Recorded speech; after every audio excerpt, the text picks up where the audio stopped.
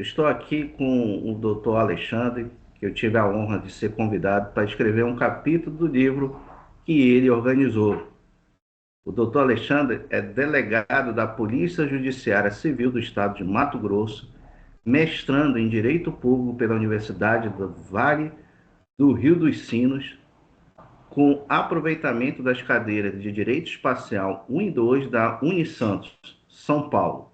Especialista em Direito Público pela Fundação Escola Superior do Ministério Público de Mato Grosso, especializando em Direito Espacial pelo Centro Universitário de Brasília, membro do International Institute of Space Law.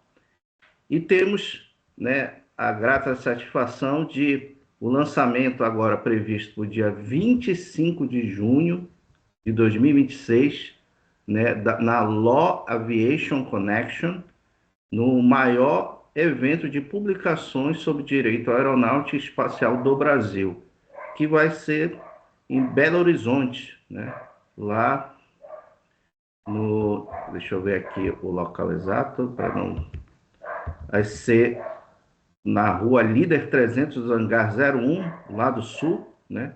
No pátio sul do aeroporto de Pampulha, às 19h30. Doutor Alexandre da Silva Nazaré, realmente é uma honra estar aqui com o senhor. E eu gostaria, né, doutor, que, já que eu li aqui o seu currículo, né, mas assim, que o senhor pudesse, antes de falar aqui com a audiência, qual que quem é o doutor, né, Alexandre, né? Que eu vi aqui que o senhor é delegado, né? E o senhor está escrevendo um livro, né?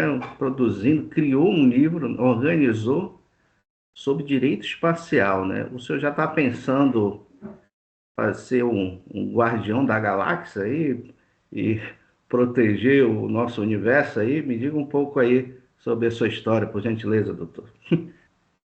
Bom dia, Coronel Josevan Magalhães. É uma honra receber o convite de Vossa Excelência. Tive a grata satisfação de conhecê-lo durante a matéria, a disciplina de Direito Aeroespacial, junto da Unifa, e fico muito lisonjeado por receber de Vossa Excelência o convite para poder falar de uma obra da primeira de muitas, que significa, que marca a minha vida e a vida do senhor também, como um dos coautores, para dizer que eu sou delegado de polícia e, portanto, é esperado que de um delegado de polícia que se especialize em direito criminal, em direito penal, mas como eu caminho já, eu fui policial militar em Mato Grosso, policial rodoviário federal em Mato Grosso e agora delegado de polícia há quase 10 anos.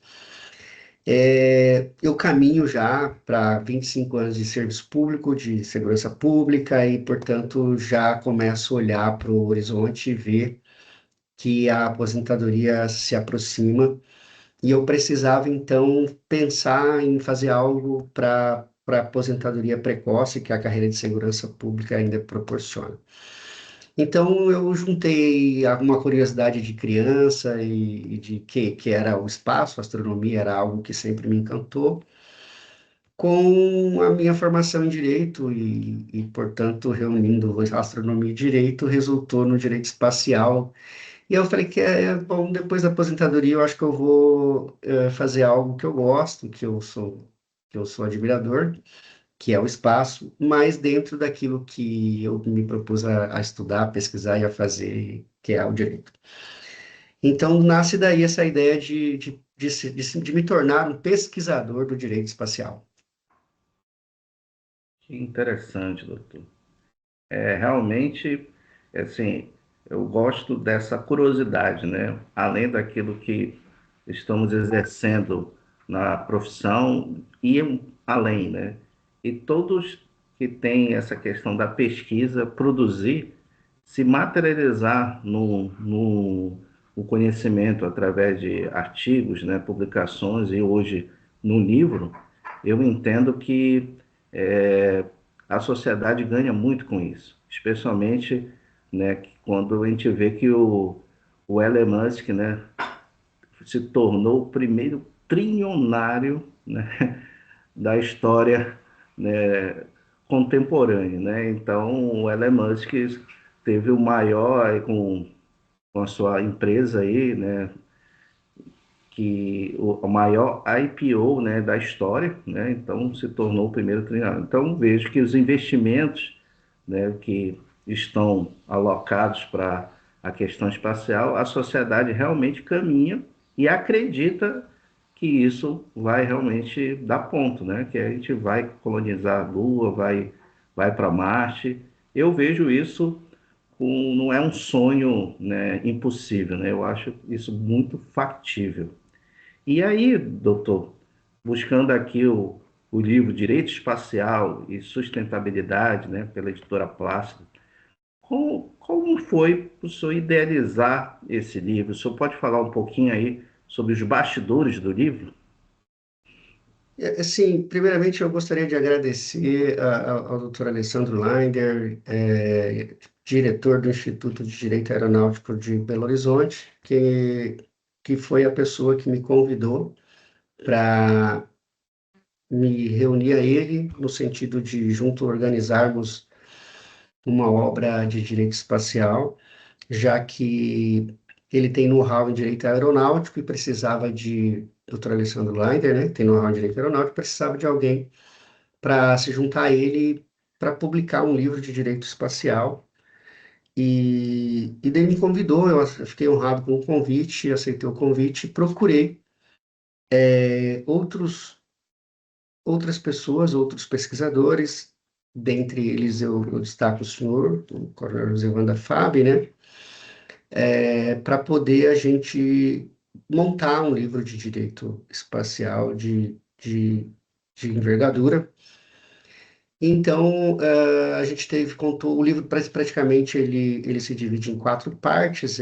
Numa primeira parte ele trata da ordem jurídica interna, da ordem jurídica espacial, mas dentro, né, doméstica, dentro do Brasil.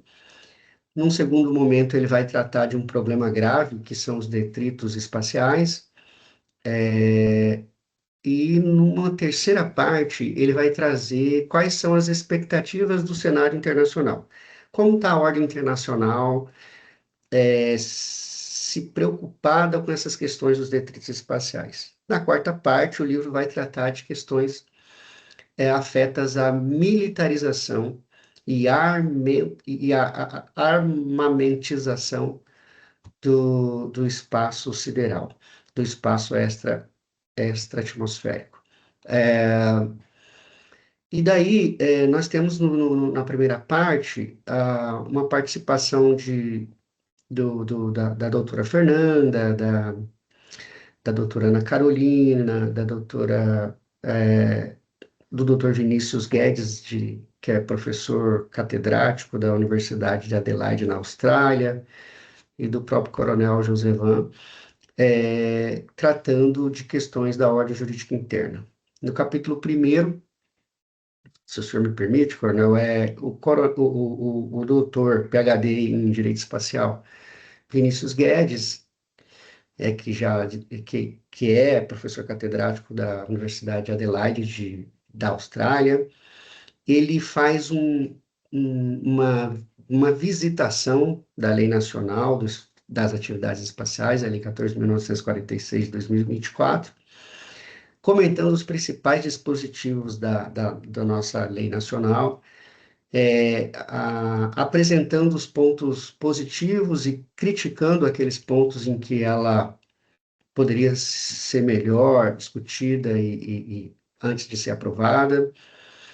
E depois nós temos, no segundo capítulo da obra, o Coronel Josevan, que agora, né, a gente debate aqui, e eu agradeço também ao convite, tratando de questões afetas ao Programa Espacial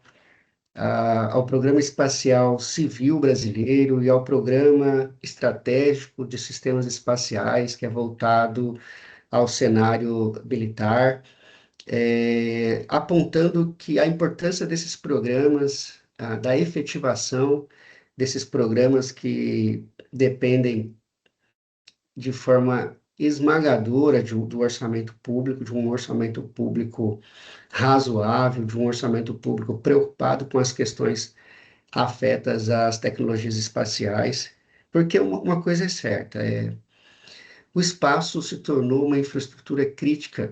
Quando a gente lê, quando a gente ouve essa expressão que o espaço se tornou uma infraestrutura crítica, significa que a humanidade, de um modo geral, ela hoje depende do espaço para suas atividades rotineiras. E exemplo são os streamings, né, os canais aí de filmes e televisão que dependem de satélites posicionados na, na órbita geoestacionária, é a internet, né, de milhões, milhares, perdão, de satélites posicionados na órbita baixa para poder fornecer internet. Temos satélites de sensoramento remoto, que visam prever catástrofes como aquela ocorrida no Rio Grande do Sul e amparar o tomador de decisão de informações ali necessárias para que ele possa diminuir os danos proporcionados por uma catástrofe ambiental, à semelhança do que ocorreu no Rio Grande do Sul. Temos satélites de sensoramento remoto posicionados para a floresta amazônica, com o fim de proteger ali o bioma portanto, detectar desmatamento, a desflora, né, da floresta amazônica, evitar queimadas, né, prever queimadas, penalizar os infratores pelos crimes ambientais, ainda, ou seja decorrente da poluição, seja decorrente da desflora ambiental, de modo que é uma infraestrutura que, se ela for obstada, se ela for paralisada por algum motivo, a humanidade fica sem internet, a humanidade fica sem televisão, a humanidade fica sem comunicação, a floresta amazônica fica sem vigilância, portanto, é por essa razão que o espaço, que as tecnologias espaciais se tornaram uma infraestrutura crítica, porque sem elas, certamente, a humanidade iria retroceder. Então, no capítulo. Pois não, Delegado, doutor, eu vejo assim que a audiência está assim tendo um conhecimento, né, que dentro das conexões que o senhor está trazendo, né, dando um spoiler do, do livro, que a gente está falando aqui de soberania nacional, né? É muito interessante falar do espaço, parece que isso está fora do contexto brasileiro, fora do país, mas na verdade só está trazendo, está muito dentro, né? Quer dizer, é algo externo que afeta algo interno do país. Então, assim, o direito espacial, dentro até a questão dos crimes ambientais que o senhor comentou, ele tem a ver até com o seu ofício, né? Então, assim, muito interessante o senhor trazendo essa informação, né? Que eu vejo que está despertando a curiosidade, né? Para poder ler esse livro quanto antes. Eu queria saber até assim, esse livro está disponível tanto físico e e-book ou é somente físico aí? O senhor pode falar se tem as duas formas, se a pessoa quiser hoje adquirir o livro, é só pelo livro físico ou também ele já pode chegar e baixar e fazer a leitura desse livro aí e o senhor, né, dar continuidade aí, né, dos capítulos aí do livro aí para que o pessoal possa entender um pouco mais sobre o livro, né, antes de se a pessoa comprar, a pessoa já tem a curiosidade para saber a qual ponto que ele mais gostou e que ele queira se aprofundar, por gentileza. então, o livro ele está disponível na plataforma da editora De Plácido, uma editora de Belo Horizonte, na forma física, né? Portanto, entrando no site da editora De Plácido e digitando lá Direito Espacial e Sustentabilidade, já vai aparecer o livro, né, de nossa autoria e de nossa organização também. E dando seguimento aqui, um pequeno spoiler dos capítulos, eu gostaria de destacar né? Fiz um destaque aqui da política nacional, é, a política nacional das atividades espaciais, em que o Coronel Josevan trabalha os dois programas, né, que nós temos no Brasil, que é o programa civil, né, das atividades espaciais, e o programa estratégico de sistemas espaciais, que é gerido pela Força Aérea, pelo Comando Aéreo Nacional, que é a Força Aérea Brasileira. É, a nossa lei nacional, ela trabalha com esses conceitos, com o conceito com esse conceito dual de que nós temos algumas organizações civis e algumas organizações militares. A civil para engendrar, para desenvolver as atividades espaciais, no ambiente civil organizacional público, mas também permitir que empresas privadas assumam papéis relevantes também no desenvolvimento espacial. Enquanto que o programa militar, que é o Programa Estratégico de Defesa, Programa Estratégico de Atividades Espaciais, de Sistemas Espaciais da Força Aérea, ele busca a proteção da soberania nacional e, portanto, é de suma importância, né, do país ter satélites e posicionados, né, em órbita da Terra, seja na órbita baixa, média ou alta, ou geoestacionária, para que temos as nossas fronteiras, sejam elas físicas, sejam elas aquáticas, sejam elas atmosféricas, né, aéreas, sejam elas extra-atmosféricas, para que sejam devidamente vigiadas e protegidas. Dentro da política nacional das atividades espaciais, o Coronel Josevan ele trata desses dois programas para dizer, inclusive, lembrando lá do nosso espaçoporto de Alcântara, né, para dizer que o programa deve, seja ele civil ou militar, se preocupar em alavancar o espaçoporto de Alcântara e mostrar para o mundo, né, para os agentes, para os players, né, da tecnologia espacial, que o Brasil dispõe de um espaço-porto na linha do Equador, que proporciona uma economia de até 30% de combustível nos lançamentos, em razão da sua localização privilegiada.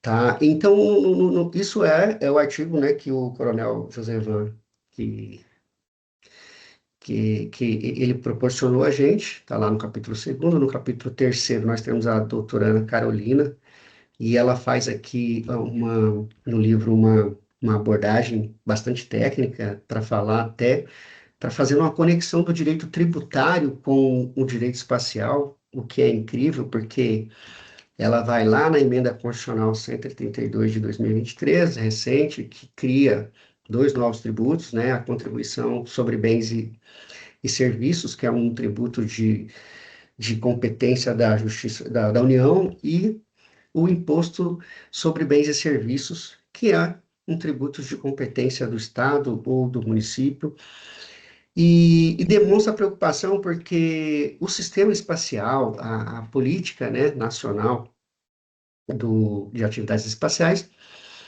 ela recebe o mesmo tratamento, o mesmo regime especial aplicado ao setor aéreo, aeroportuário, é aplicado ao sistema espacial.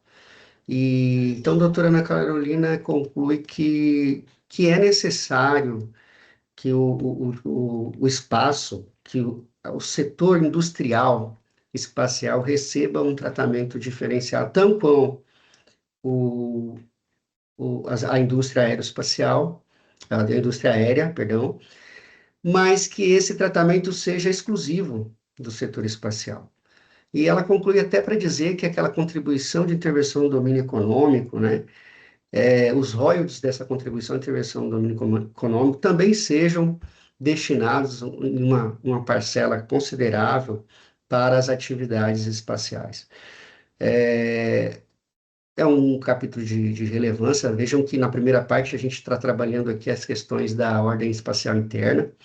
Na sequência, a doutora Fernanda Basso vai trabalhar uma questão delicada que é inteligência contra inteligência e estratégia aplicadas às tecnologias espaciais, aplicadas ao setor espacial. E lá ela vai trabalhar a questão de, olha, inteligência e aqui inteligência num sentido lato, tá? Tanto para o poder público, para o Estado, né? Estado-nação, como para a empresa privada que trabalha com questões afetas ao setor espacial. Primeiro, seja o poder público, seja a empresa privada, tem que conhecer, tem que procurar saber quem são seus concorrentes, como eles trabalham, ah, e formar o seu conhecimento daquele mercado. Principalmente porque no mercado espacial, nós temos uma questão bem delicada, bastante discutida, que é um satélite civil, ele pode carregar tecnologia militar. E como sabemos disso? Não sabemos.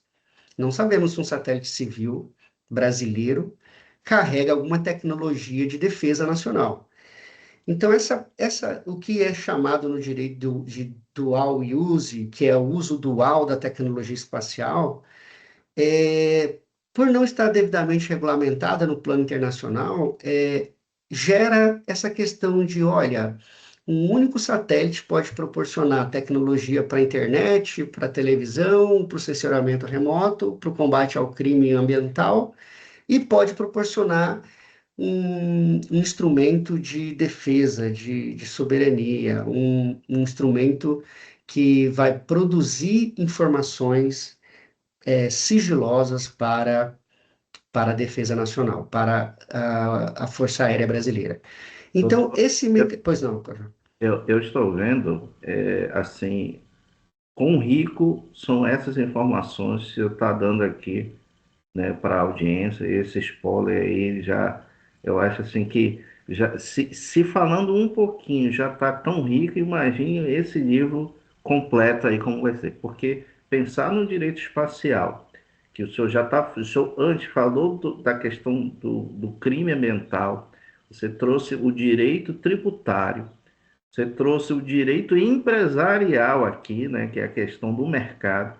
Tem um direito internacional e assim, e agora você está falando sobre segurança pública, a questão da inteligência, da contra-inteligência, da informação, né, para as tomadas de decisões, né?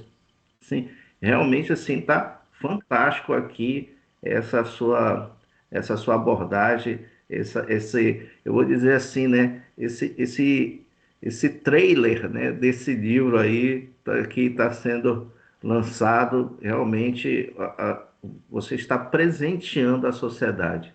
É um conhecimento que a gente olha o direito espacial e acha que vai viajar, né? E como está dentro de cada um no nosso dia a dia, né? Na nossa rotina. Ele está inserido e a gente não tem a dimensão, né, de quanto isso está, né, na nossa vida pessoal, profissional, né, lazer. Realmente a sociedade aí está muito ativa, né, nessa questão das informações que o senhor está trazendo. Por gentileza, doutor, pode continuar. Sem dúvida, Coronel. A doutora Fernanda Basso chega a dizer que, além da inteligência, que é o poder público ou a própria empresa, né, a empresa privada, buscar criar o conhecimento, buscar ali o saber de como que as coisas funcionam, de como o seu oponente trabalha, onde estão as vulnerabilidades do seu oponente, o poder público e a empresa espacial, ambos devem buscar proteger esse conhecimento. Então, essa proteção do conhecimento é o que a doutora Fernanda Basso vai chamar de contra-inteligência. Se a inteligência é a produção do conhecimento, a contra-inteligência é a proteção desse conhecimento produzido pela empresa. Já que estamos falando de um cenário em que uma tecnologia pode ser tanto utilizada para fins civis como para fins militares. E, portanto, dentro dessa lida do capítulo 4 da doutora Fernanda Basso, ela vai dizer que reunindo a inteligência e a contra-inteligência e os recursos disponíveis, isso vai permitir um plano, e esse plano é o que ela chama de estratégia. Então, ela finaliza para dizer que não há como pensar a indústria espacial, o sistema espacial, sem trabalhar com três capacidades, o que ela chama de capacidades, quais sejam inteligência, contra-inteligência e estratégia. Tá, então, assim, finalizando, essa é a primeira parte da obra, né, que trata da ordem espacial interna, e a segunda parte vai trazer um problema. Se o espaço proporciona coisas muito boas, e ele proporciona, né, embora a humanidade às vezes desconheça, mas o uso da internet no celular, o uso da internet no laptop, no computador, os streamings, né, os canais de televisão via satélites geoestacionários, assessoramento remoto via satélites em órbita média, é, e outros serviços, até mesmo serviços de proteção da soberania de um país. Vejam só que são inúmeras as vantagens que o espaço extra-atmosférico já fornece para a humanidade, o que o torna uma infraestrutura crítica, porque se bloquear isso, nós efetivamente retrocederemos quanto seres humanos. A ponto de trabalharmos até uma questão de, olha, as guerras já não são mais apenas guerras terrestres ou guerras marítimas ou guerras aéreas. Agora as guerras são também espaciais, já que, por exemplo, Rússia e Ucrânia utilizam de inteligência artificial embarcadas em satélites espaciais para poder ler o território inimigo e enviar drones kamikazes, drones homicidas, para poder abater certos alvos. Veja só que até a guerra já utiliza o setor espacial como um cenário, né? Então, se é verdade que o espaço hoje é uma infraestrutura crítica, se é verdade que nós dependemos demasiadamente do espaço, também é verdade que isso tem consequências negativas, isso tem algumas externalidades negativas, e essas das externalidades negativas, nós vamos destacar aqui talvez a mais premente delas, que são os detritos espaciais. Nós estamos produzindo lixo no espaço. Toneladas, nós já temos toneladas, mais de 15 toneladas de lixo orbitando o planeta Terra a uma velocidade média de 28 mil quilômetros por hora. E isso é preocupante. Já tivemos, em 2024, a queda de mais de 800 objetos espaciais na superfície terrestre, ou seja, desconsiderando aqueles objetos que caíram no mar. Em 2025, nós tivemos mais de 1.200 objetos, quedas de objetos espaciais em solo, desconsiderando aqueles que caem no mar que não são quantificados. Ou seja, será que só daremos importância para esse problema quando um objeto espacial cair numa metrópole? Será que é só quando isso acontecer que nós vamos olhar para o lixo espacial como um problema? Aliás, a maior parcela da humanidade sequer sabe da existência desse lixo espacial que orbita o planeta Terra. Então, esse é o problema que levantamos na segunda parte do livro. Olha, se é verdade que o espaço é uma infraestrutura crítica importante, sem a qual a humanidade vai sofrer um retrocesso, também é verdade que essa infraestrutura tem produzido um lixo ao redor da Terra. Um lixo que, para além do risco de vida de naves espaciais que são lançadas, né? Imagina um objeto desse descontrolado colidir com uma nave espacial, com um foguete, colidir com a Estação Espacial Internacional, né? Aliás, a Estação Internacional Espacial, de quando em vez, ela tem que fazer manobras para se desviar de detritos orbitais, que estão viajando lá a velocidade de 28 mil quilômetros por hora. Que se atingir a Estação Espacial Internacional, coloca em risco a vida dos astronautas que lá desenvolvem pesquisas espaciais. Então, nós levantamos na parte 2, né, mais precisamente nos capítulos 5 e 6 da obra, essa questão do lixo espacial, dos detritos orbitais, tanto o detrito físico, quanto aqueles que estão no estado da matéria de gás. A exemplo do lançamento de de CO2 na atmosfera no lançamento de foguetes. Aquela fumaça que o foguete produz, seja na superfície da Terra, seja durante a decolagem, aquela fumaça contamina o ambiente espacial também. Então, aquilo lá também é um detrito gasoso espacial.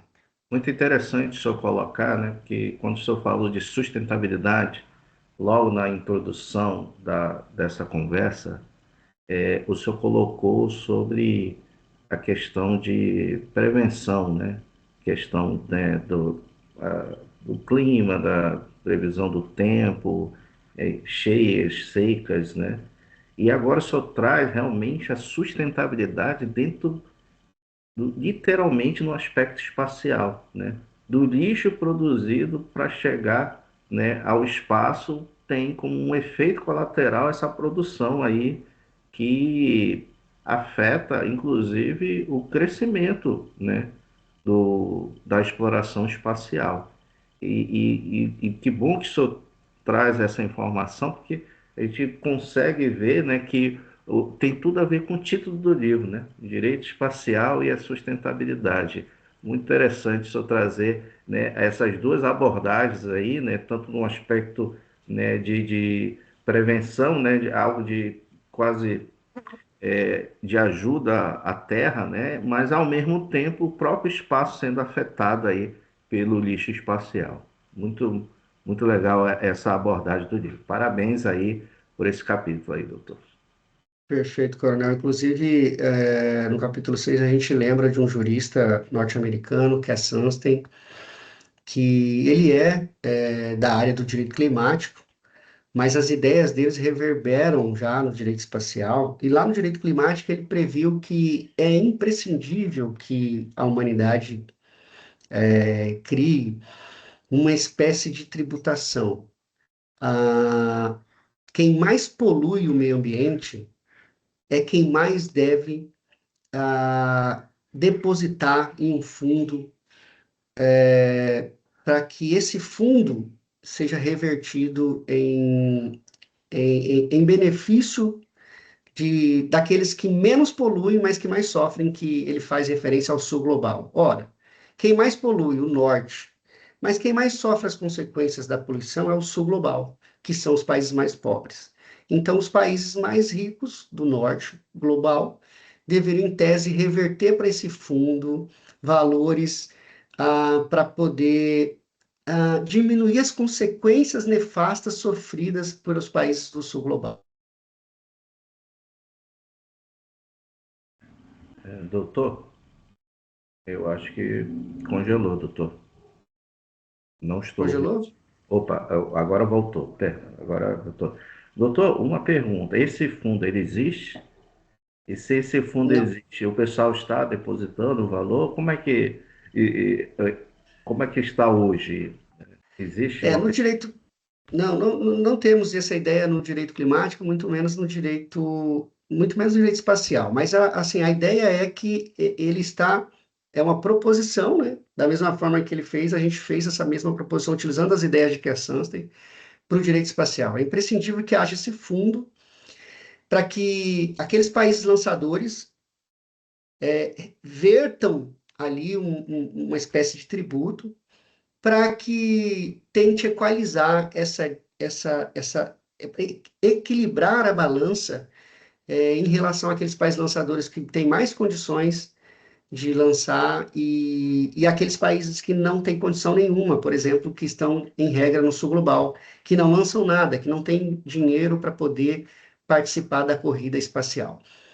Então, essa ideia a gente desenvolve no capítulo 4, perdão, no capítulo 6, né, lembrando que é Sunstein.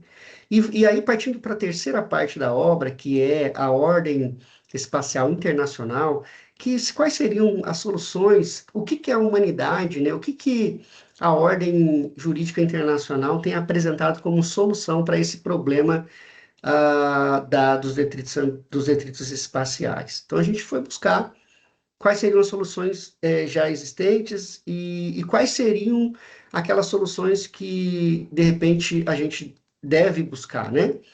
Então, nos capítulos 7, tá, até o capítulo 10, até o capítulo 10, nós vamos tratar de soluções reais e vamos propor soluções, eventualmente ainda não em exercício, mas que deveriam ser tomadas pela comunidade científica e jurídica internacional. A gente lembra que o direito espacial é, é, na base da teoria dos sistemas de Niklas Luhmann, né, do direito público, que o direito espacial não é um fim em si mesmo, ele não está isolado dos demais ramos e, portanto, ele é uma disciplina multidisciplinar. Então, é impossível estudar o direito espacial sem ter uma noção de astronomia, de biologia, de astronomia, né, de física. Tem que ter ali, claro que ninguém aqui vai ser um especialista em física, mas ter uma noção de como funcionam as órbitas, como funcionam os planetas, o nosso sistema solar. Que, aliás, diz o Tratado da Lua que as organizações internacionais que cuidam do espaço possuem uma circunscrição, e aquelas que têm poder jurisdicional, até uma jurisdição na extensão do sistema solar nosso, né, que vai para além do cinturão de Kuiper, que está para além de Plutão. Né? Então, todos os planetas e asteroides que orbitam a nossa estrela, né? Qualquer fato ocorrido nesse ambiente interplanetário ou em algum ambiente de um planeta diferente do nosso, será regrado pelo direito interplanetário, né, que a gente chama ainda de direito internacional espacial. E o Tratado da Lua teve o cuidado de dizer isso. Foi o único que disse que a jurisdição, a circunscrição vai até os limites do nosso sistema solar. Doutor, Tá? eu Pois não. estou vendo que o espaço realmente são disciplinas muito diversas, né? É multidisciplinar mesmo, né? Que o senhor falou aí agora da física, o senhor falou, né, da questão aí do fundo, né? Quer dizer, é a questão financeira, é a questão internacional, e eu vejo aí, né, que pelas palavras aí que está nos capítulos que o senhor fala sobre o livro, que o Brasil está fazendo uma proposta para o mundo inteiro, né? Não é nada. O direito espacial não está restrito à questão local, leia-se do país, Brasil. Você está realmente trazendo, né, novas soluções, fazendo novas propostas para, né, trazer luz, né, a esse conhecimento ainda que precisa ser explorado, que é a questão espacial, para o mundo inteiro, né? Essa é a proposta do livro aí, nos capítulos que o senhor colocou aí, até o capítulo 10, ela está somando, contribuindo, né, pro direito internacional, né, e o direito espacial, né, fora da Terra, né, além da Terra. Confirma essa informação, doutor?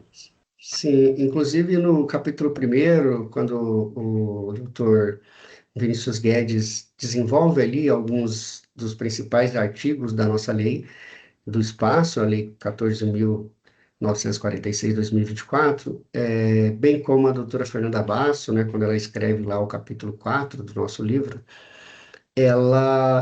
ambos criticam o fato da nossa lei nacional não ter fincado um limite entre o espaço aéreo e o espaço extra-atmosférico. Porque a verdade é que, embora há um costume internacional que diga que até 100 quilômetros é espaço aéreo, 100 quilômetros a contar do nível do mar. Contar do nível do mar, 100 quilômetros, nós teremos o espaço aéreo e a partir de 100 quilômetros nós teríamos o espaço extra-atmosférico. Isso é um costume internacional, isso não está fincado, isso não está cravado em nenhum tratado internacional. Mas convencionou-se dizer que, a partir de um estudo de um astrofísico chamado Carnot, a partir do estudo desse astrofísico, a sociedade, a comunidade internacional passou a dizer que 100 quilômetros seria um limite aceitável para distinguir entre espaço aéreo e espaço extra-atmosférico. Mas fato é que, apesar de ser um costume internacional, alguns países simplesmente vão lá e dizem, olha, eu não reconheço isso. Por exemplo, os Estados Unidos diz que, o governo dos Estados Unidos diz que espaço aéreo é até 80 quilômetros. Acima de 80 quilômetros é espaço extra-atmosférico. Então, o Brasil, em 2024, quando publica a Lei 14.946, vai dizer isso o doutor Vinícius Guedes e a doutora Fernanda Basso, perderam a oportunidade de fincar na Lei 14.946 qual seria o limite entre o espaço aéreo e o espaço extra-atmosférico. Seria 100 quilômetros ou seria menos ou mais? Por quê? Porque conflitos ocorrem seja no espaço aéreo, seja no espaço extra-atmosférico. Onde a humanidade consegue ir, há conflito. E onde há conflito tem que haver o direito. Ora, se um acidente ocorre antes de 100 quilômetros, vamos utilizar o direito aeronáutico. Mas se ocorre após os 100 quilômetros, vamos utilizar o direito espacial. Como não há uma convergência nesses ramos, eu preciso saber exatamente onde é o limite entre os dois espaços, aéreo e sideral. Tá? Professor, pode, Pois não. revelar aqui para o público qual é o limite que o senhor defende?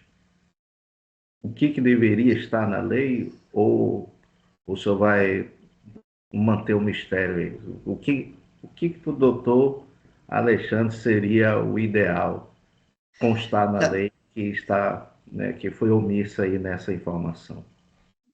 Nós temos os aviões comerciais, geralmente eles voam a pouco mais de 10 quilômetros acima do nível do mar. Caças, os aviões caças, eles ultrapassam um pouco mais esse limite de 10 quilômetros. Eles chegam até uns 40, cerca de 40 quilômetros acima da superfície do mar. Então, de 40 quilômetros acima da superfície do mar, onde o ar vai se tornando mais rarefeito, né? E nós sabemos que uma aeronave, ela utiliza duas forças. Uma força, a força dinâmica, que é aquela estrutura de asas para pairar sobre o ar, e a força motora, né?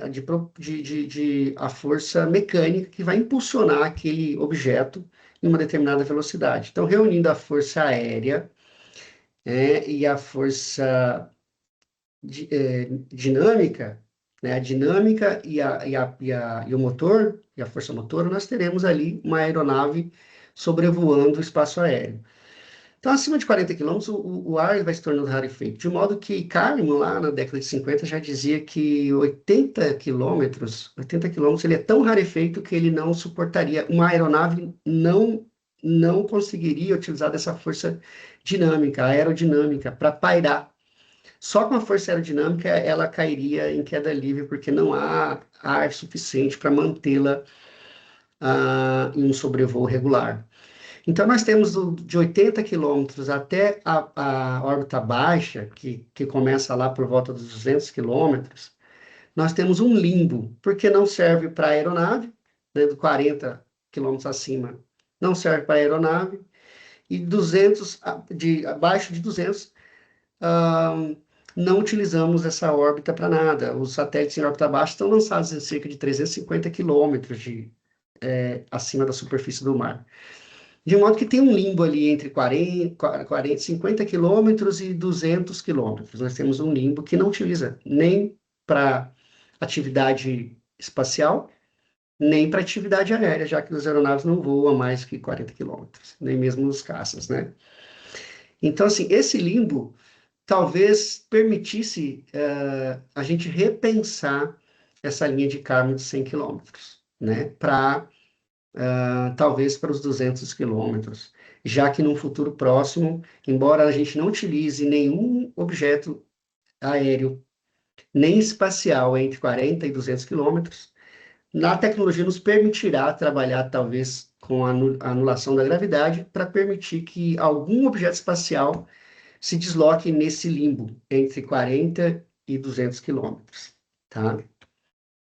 O senhor, na verdade, ampliou aí, né? Então, de qualquer entre 40 e 200 pode ser o limite. É isso que eu entendi É, aí do que o senhor mas comentou. É. o que temos hoje como um costume internacional, e o costume internacional, portanto, é fonte do direito internacional, que nós temos é 100 quilômetros, né? O costume internacional diz 100 quilômetros, e, portanto, é o que tem prevalecido na esfera, no ambiente internacional. A crítica dos nossos autores, Dr. Vinícius Guedes e Dr. Fernanda Basso, é que a lei nacional poderia ter feito isso, e pelo menos valeria no âmbito doméstico, tá?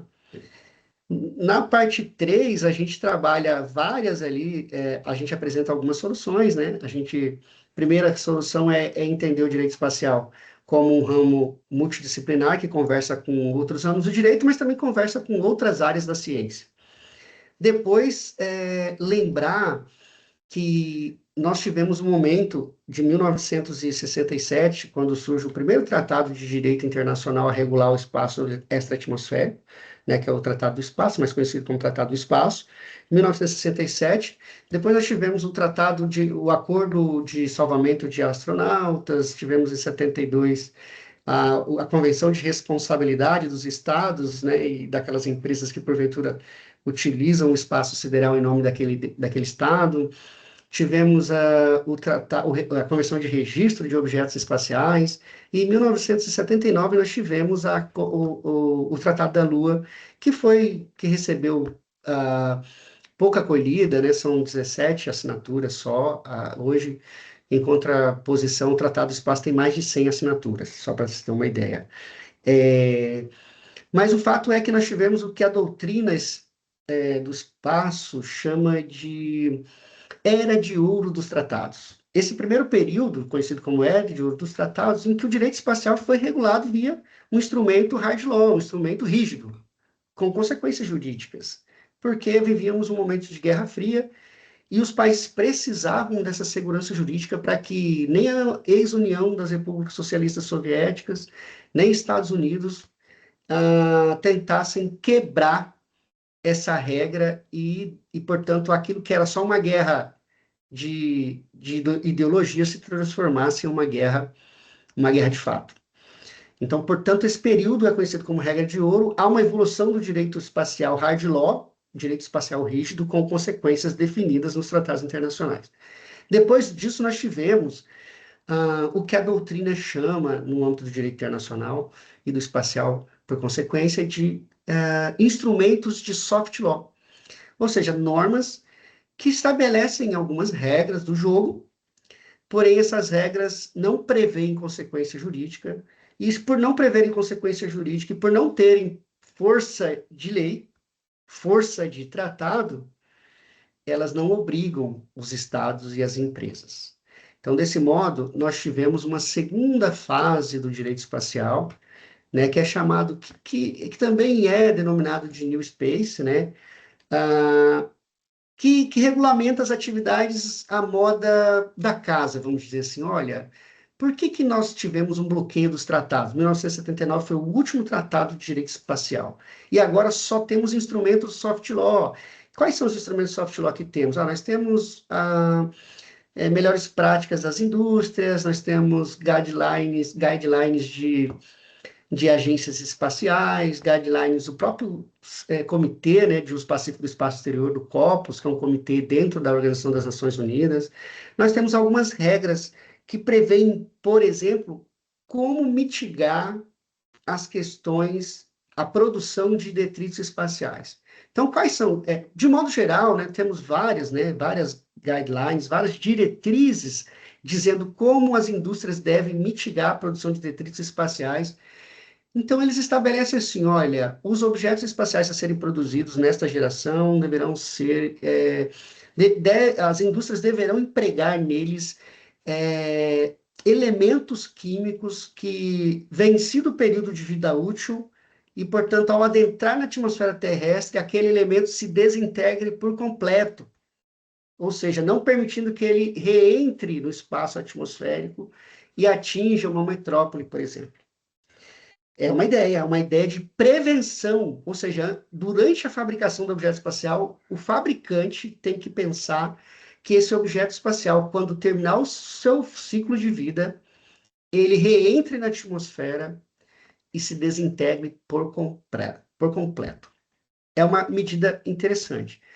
A segunda medida, que já é uma medida não preventiva, mas seria uma medida repressiva. O objeto espacial que está lá, que foi o Sputnik 1, por exemplo, né, esse já reentrou na atmosfera, mas vamos supor que ele ainda estivesse lá. A empresa que o lançou teria, ou o Estado que o lançou, teria que desenvolver uma tecnologia de rede, de, para poder capturar esse objeto, trazê-lo até ali a linha de Kármán, para que ele, em atrito com os gases, ele reentrasse na atmosfera. E essa reentrada teria que ser controlada para que esse objeto não caia sobre Nova York, por exemplo. Então, é uma segunda forma de pensar a solução do problema dos detritos espaciais. Tá? E daí, dentro dessa ideia nós temos que lembrar que nós estamos falando de regras soft law. Essas regras existem, mas elas não impõem uma consequência jurídica. E elas não vinculam os estados, embora sejam normas interessantes, que deveriam ser tratadas em um tratado de direito espacial, mas não foram até o momento. E nós trabalhamos com essa ideia de que aqui ninguém aqui é ingênuo. Sabemos que para as empresas, para a indústria espacial, o direito espacial em tratado, em hard law, ele serve como uma trava, né, para o desenvolvimento. É o que dizem os cientistas. Ele serve como uma trava para o desenvolvimento. Mas não há como pensar o melhor funcionamento das coisas sem regras rígidas, com consequências jurídicas nefastas para aqueles que descumprirem as regras. Então, mesmo sabendo que há uma tendência do direito espacial continuar utilizando-se de regras soft law, sem consequência jurídica e sem vinculação, porque com essas regras eu não sou obrigado a cumprir, portanto, quando for conveniente, eu descumpro e eu dou vazão àquela tecnologia espacial que eu quero.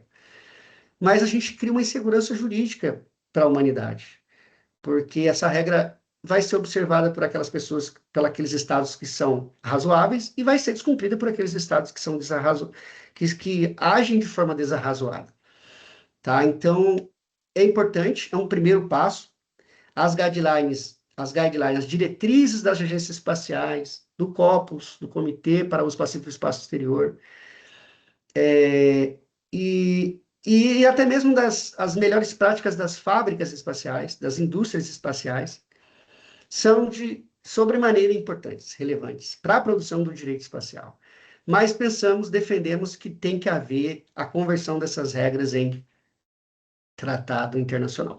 E até sugerimos num dos capítulos que, a exemplo do que já faz a União Europeia, que utiliza de Living Labs, que traduzido em português seria laboratórios vivos, né? Utiliza de laboratórios de normas, ou também chamado lá de sandbox, que é caixa de areia, para que essas normas sejam produzidas como diretrizes, ou melhores práticas, sejam testadas no cenário espacial.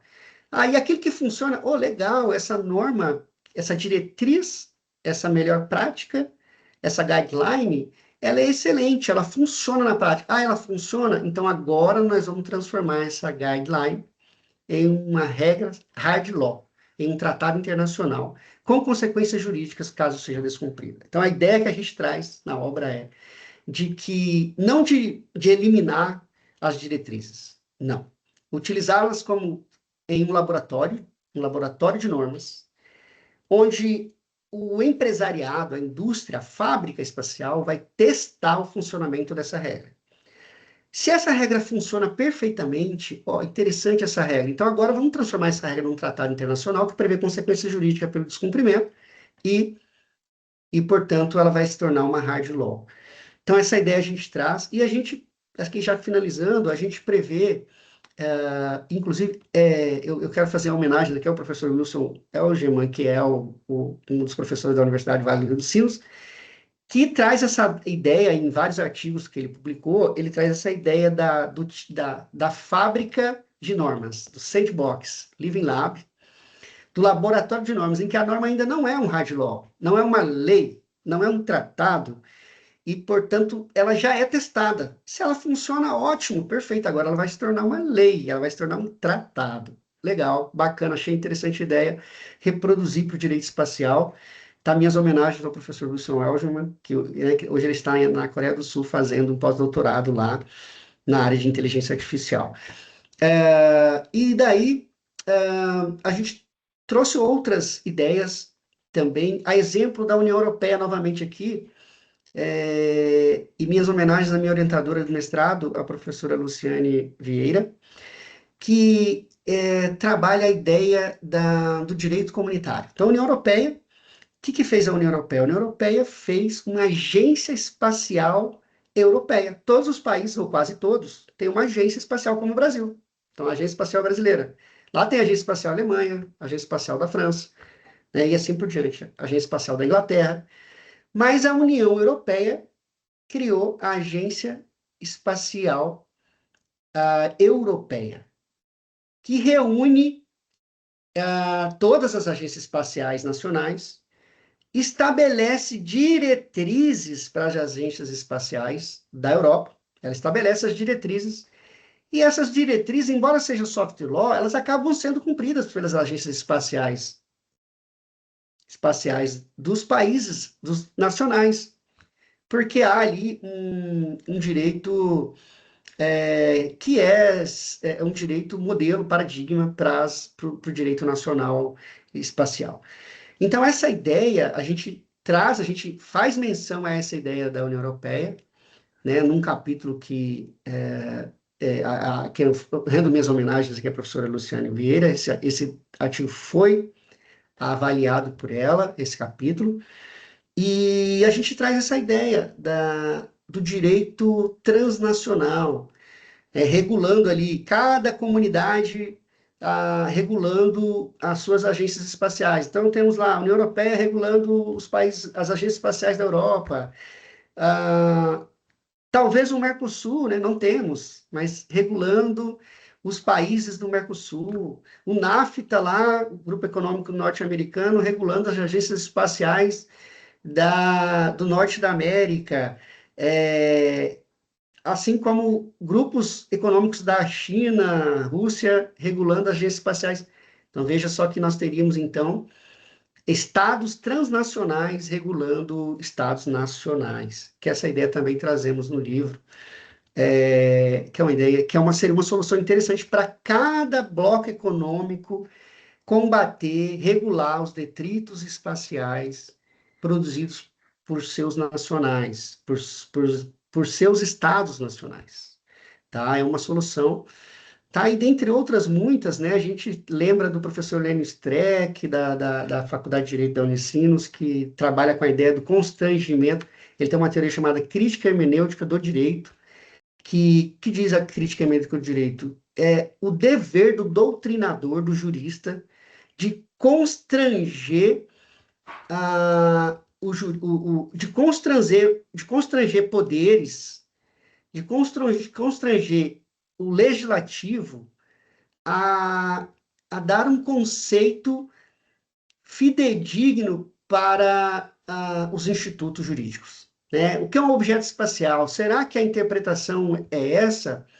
Será que quando o Tratado do Espaço fala em utilização de recursos espaciais, ou o próprio o Tratado da Lua fala em utilização de recursos espaciais, será que eles estão autorizando o Estado Nacional ir lá e minerar a Lua, os asteroides, minerar Marte, acabar com o planeta Mercúrio e retirar todos os recursos minerais de Mercúrio?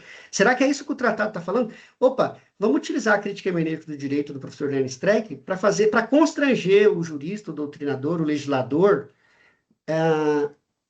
no sentido de, amigo, qual será o sentido da norma? O que quis dizer o legislador quando utilizou a expressão utilização dos recursos naturais, dos recursos minerais? Será que ele quis dizer que está liberado? Qualquer país nacional pode ir lá e minerar, trazer, né, recursos minerais da Lua e de demais corpos celestes? Então, isso é a crítica hermenêutica do direito. Precisamos utilizar muito no cenário espacial, especialmente porque a gente vê uma sanha muito grande de indústrias privadas buscando a mineração de recursos espaciais a qualquer custo, né? Independente de tratado de direito internacional, tá? Interessante. Doutor, deixa Pois eu não. tirar uma curiosidade aqui. O senhor falou aí do sandbox, né? Na nossa legislação do brasileira, seria factível criar ali um laboratório vivo no espaço Porto de Alcântara?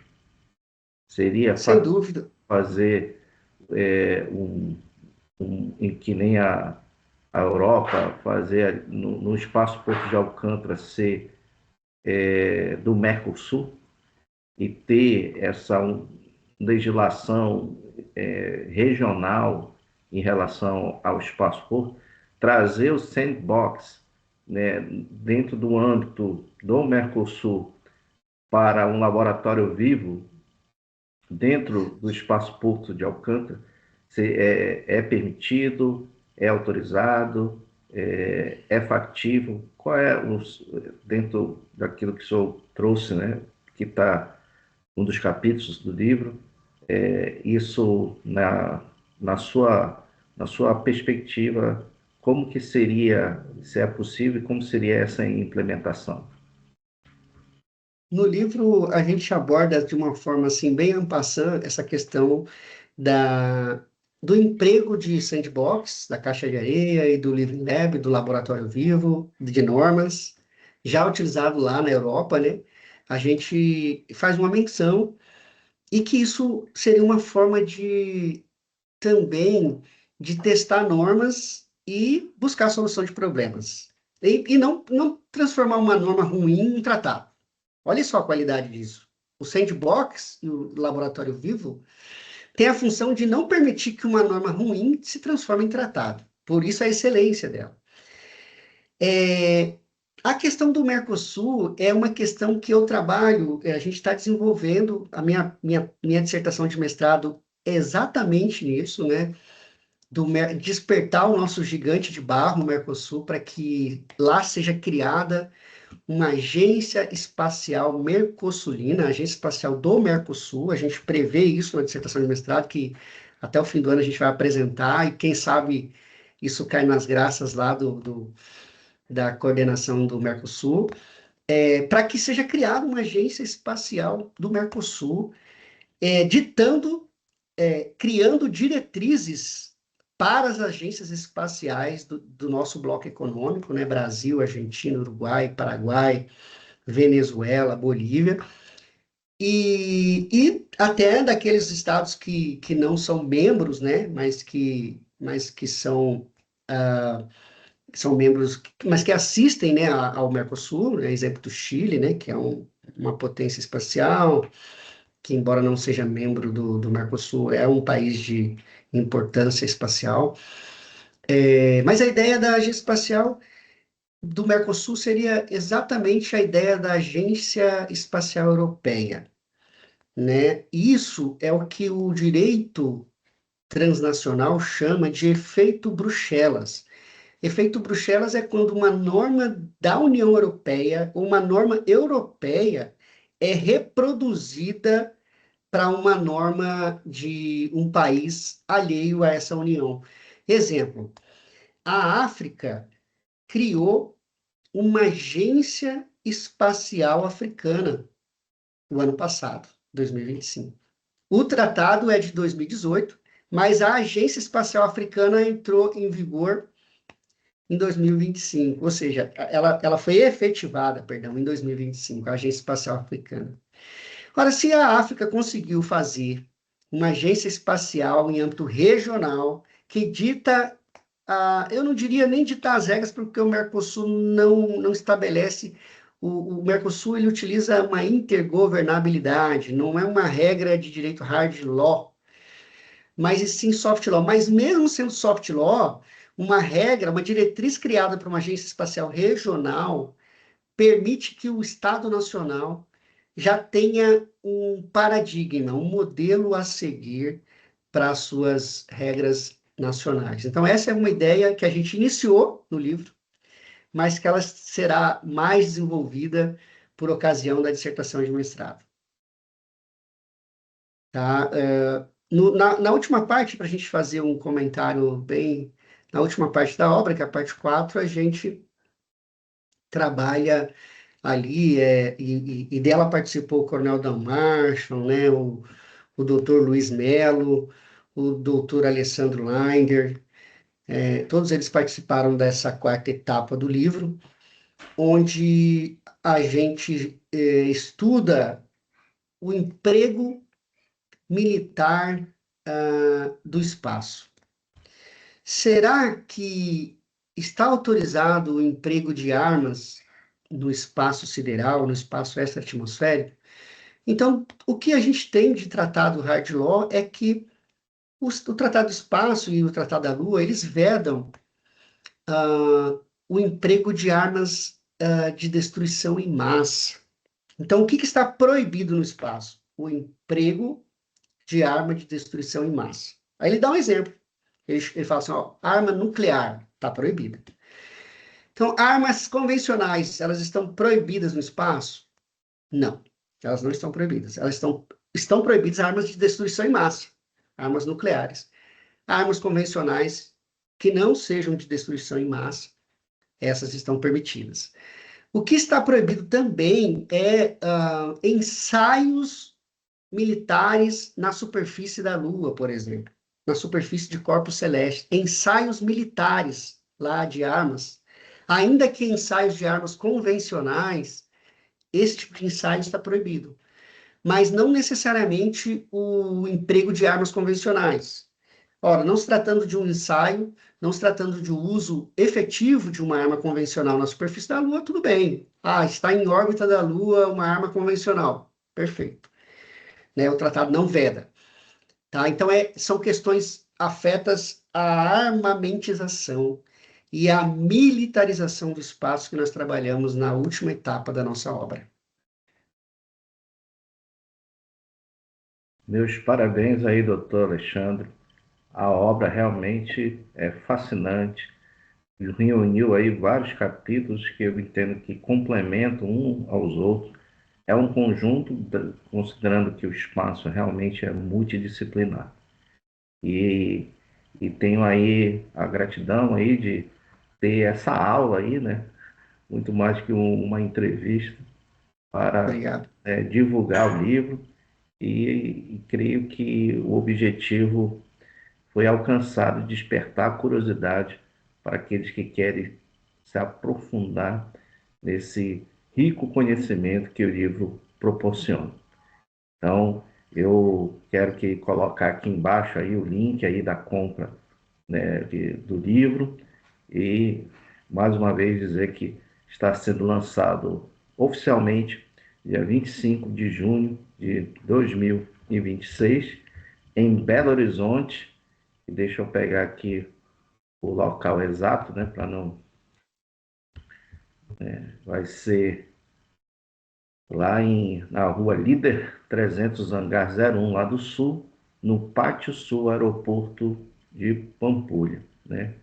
No maior evento de publicação sobre direito aeronáutico e espacial do Brasil, um encontro único de conhecimento, experiência e excelência.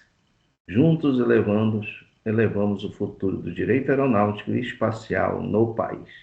Então, excelência que voa mais alto. Muito obrigado e que Eu que seja agradeço, Coronel sucesso total Josevan. na venda dos livros, que o senhor possa produzir, né? Esse é o primeiro, que venha muitos outros livros aí, até Obrigado. já lanço o desafio da dissertação do mestrado já ser um livro, né? Para ser Sim, publicado e ser, né, nos presentear opa, com certeza. essa informação que eu, sinceramente, eu já estou apto para ler a sua dissertação. Muito obrigado. Pessoal, Obrigado, até a obrigado. próxima. Grande abraço.